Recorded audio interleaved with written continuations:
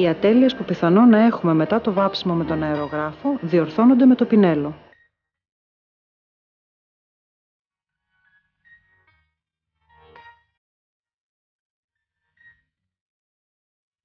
Ακολουθώντας τις εγχάρακτες γραμμώσεις της καλύπτρας, βάφουμε προσεκτικά το περίγραμμα του σκελετού της.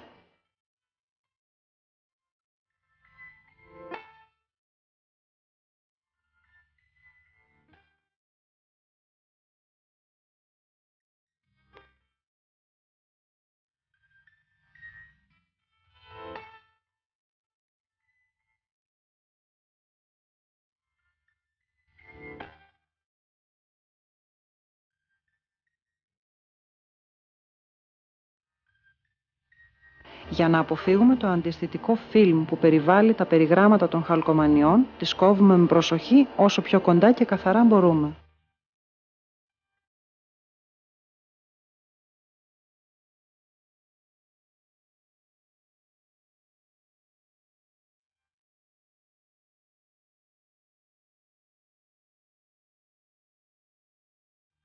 Το υγρό που χρησιμοποιείται τώρα βοηθάει στην καλύτερη επικόλληση και ενσωμάτωση της χαλκομανίας στο μοντέλο μας.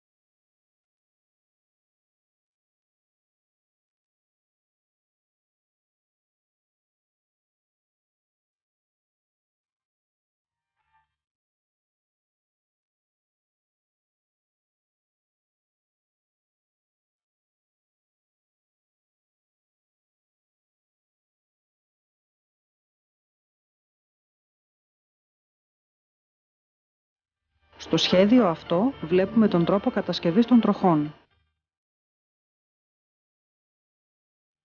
Με ένα άχρηστο κομμάτι πλαστικού που παίρνουμε από τα πλαίσια των κομματιών του kit, μπορούμε να φτιάξουμε ίνες πλαστικού σε διάφορα μεγέθη. Με έναν αναπτήρα ή με τη φλόγα ενός κεριού και με το πλαστικό και το τεντώνουμε αμέσως. Όταν δούμε ότι η ίνα έχει φτάσει να έχει το πάχος που θέλουμε, σταματάμε το τέντωμα γιατί διαφορετικά η ίνα θα συνεχίσει να λεπταίνει. Στη συνέχεια κόβουμε το κομμάτι που χρειαζόμαστε. Το κόλλημα της ίνας γίνεται όπως βλέπουμε με υπερκόλλα και πολύ προσοχή.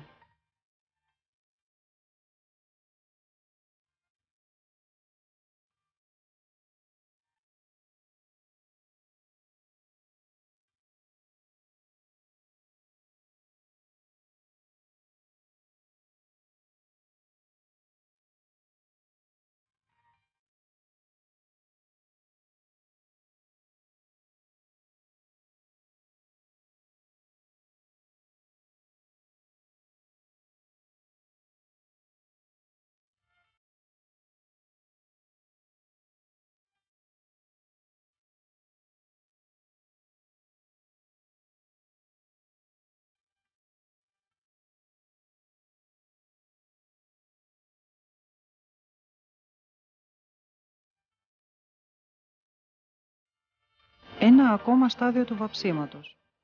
Όπως βλέπουμε, σε μια αρκετά μεγάλη ποσότητα διαλυτικού προσθέτουμε μια μικρή ποσότητα μαύρου χρώματος, ώστε να πάρουμε το υλικό που θα χρειαστούμε για το πλύσιμο ή wash όπως λέγεται, των εγχάρακτων γραμμώσεων του μοντέλου μας.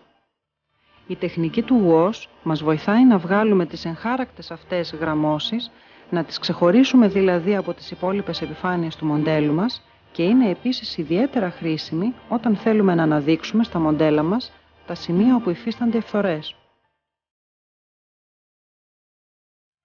Όπως βλέπουμε, για τις ανάγκες του γυρίσματος, ο χρόνος που έχει στη διάθεσή του ο Γιώργος είναι ελάχιστος. Μπορούμε εδώ να παρατηρήσουμε ότι ενώ οι χαλκομανίες δεν έχουν ακόμα στεγνώσει, προχωράμε ήδη στο wash. Κάτω από την ίδια πίεση χρόνου έγινε και όλη η κατασκευή που παρακολουθήσαμε. Ωστόσο, αμέσως μετά θα έχουμε την ευκαιρία να δούμε αναλυτικά ένα μοντέλο του ίδιου σκάφους που με τις ίδιες τεχνικές αλλά κάτω από άλλες συνθήκες έχει κατασκευαστεί και πάλι από τον Γιώργο Παπαδάκη.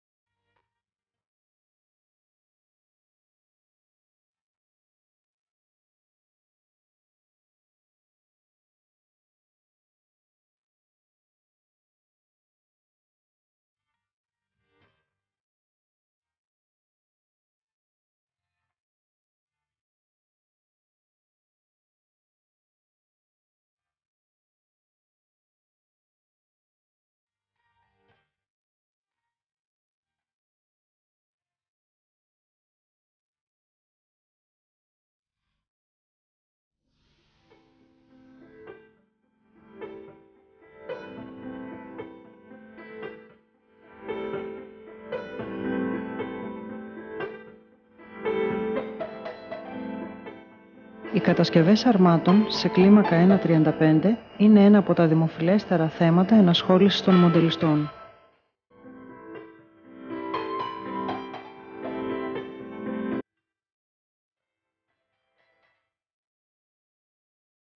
Στα δύο αυτά άρματα που έχουν κατασκευαστεί από τον Γιάννη Παπα-Νικολάου μπορούμε να παρατηρήσουμε την καθαρότητα της δουλειάς που έχει γίνει από τις ερπίστριες μέχρι τις φθορές και τα καμουφλάζ.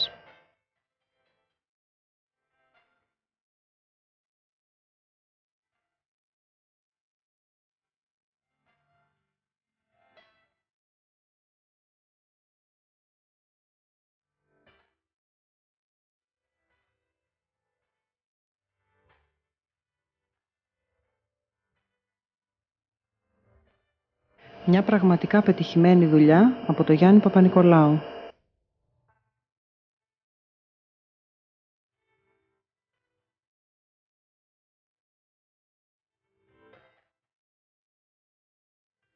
Διαλέξαμε εδώ την κατασκευή ενός Desert Patrol στην 1.35 που συνδυάζει το καμουφλάζ ενός στρατιωτικού άρματος με την κατασκευαστική διαδικασία ενός τζιπ.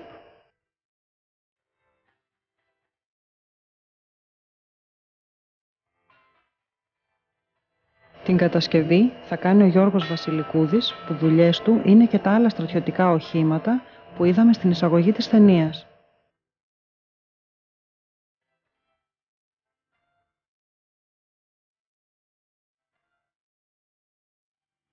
Μπορούμε να πούμε ότι όλες οι κατασκευές οχημάτων, στρατιωτικών και πολιτικών, αρχίζουν από το χτίσιμο του σασί.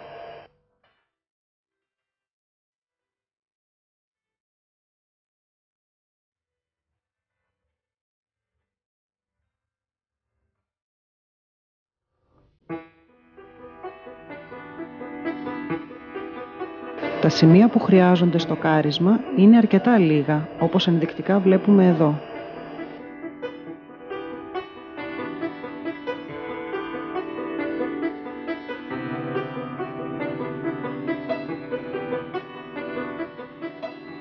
Όσο περιμένουμε να στεγνώσει ο στόκος, μπορούμε να ασχοληθούμε με το βάψιμο των τροχών του οχήματος.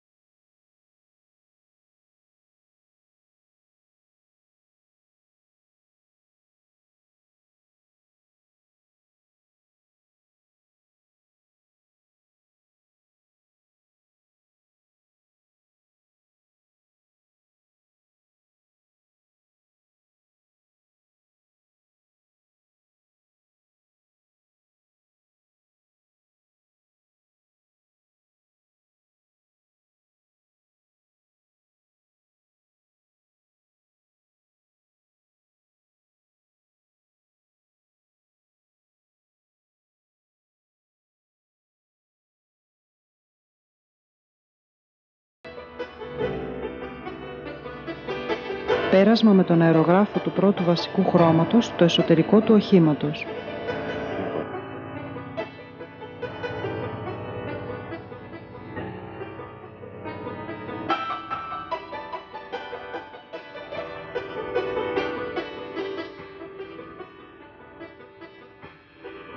Στη συνέχεια, με dry brushing φωτίζονται οι προεξοχές της καρότσας.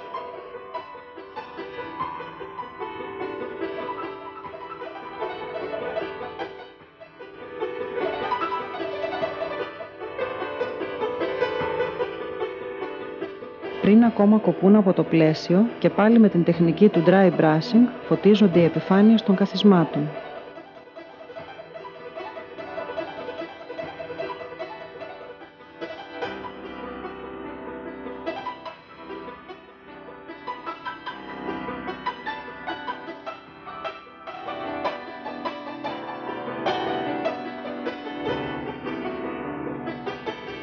Με μεγάλη προσοχή στην ποσότητα της κόλλας περνούνται τα μπαρμπρίζ.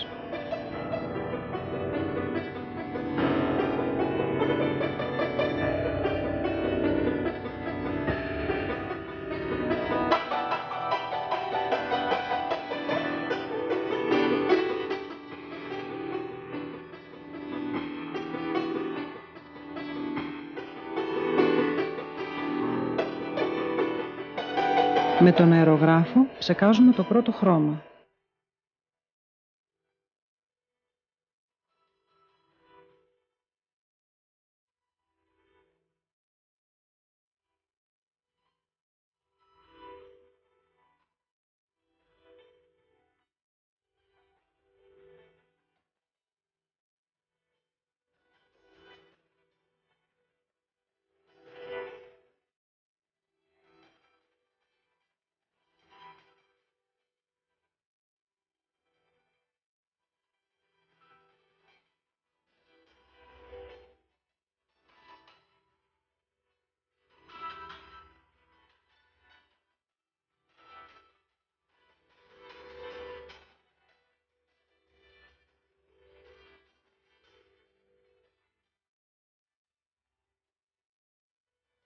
Η παραλλαγή βγαίνει με ελεύθερη χρήση του αερογράφου.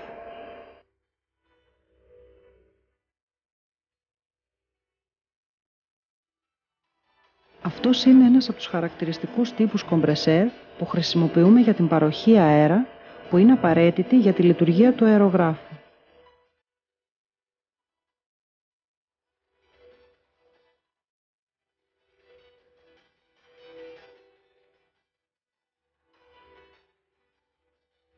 Χρειάζεται πραγματικά λεπτή δέσμη χρώματος και αρκετή εμπειρία και προσοχή για να πετύχουμε ένα τέτοιο καμουφλάζ.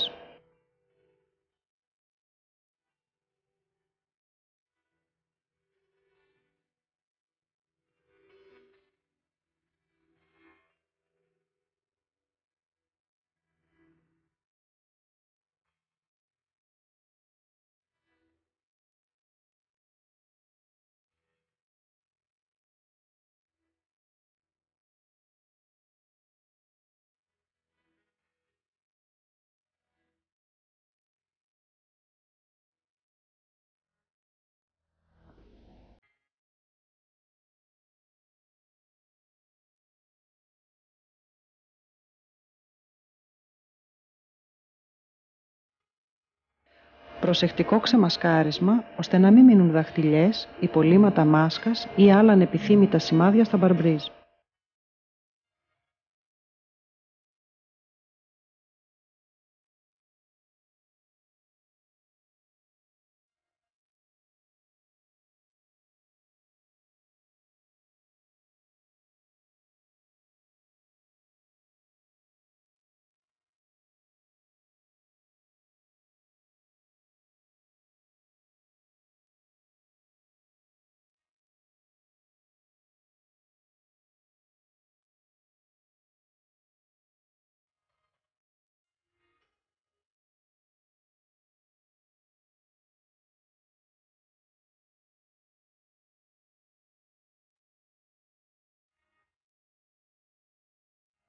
Δουλεύοντας ελεύθερα, αλλά πολύ προσεκτικά το πινέλο, ο Γιώργος προχωρεί στις λεπτομέρειες της παραλλαγής. Με τους τρόπους που παρακολουθήσαμε έχει δουλευτεί και η έκδοση του Hammer 998 σε Desert Patrol, που διαφέρει, όπως θα δούμε, στο πίσω μέρος του αμαξώματος και είναι εξοπλισμένο με ένα πολυβόλο των 50 mm που τοποθετείται στον ουρανό του οχήματος.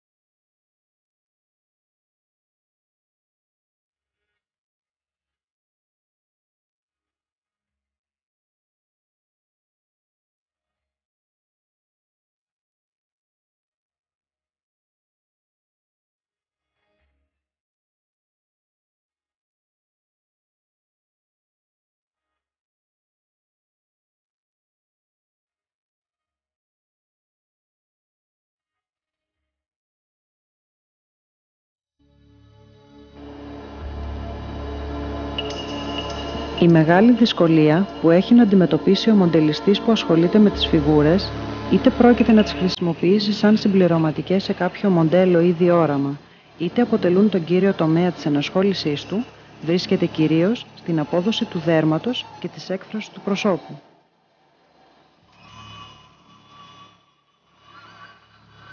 Θα παρακολουθήσουμε λοιπόν τώρα τον Ανδρέα Παναγόπουλο όσο θα κατασκευάζει μια από τις στρατιωτικές φιγούρες του Βερλίντεν που κυκλοφορούν στη μεγάλη κλίμακα των 12 χιλιοστών.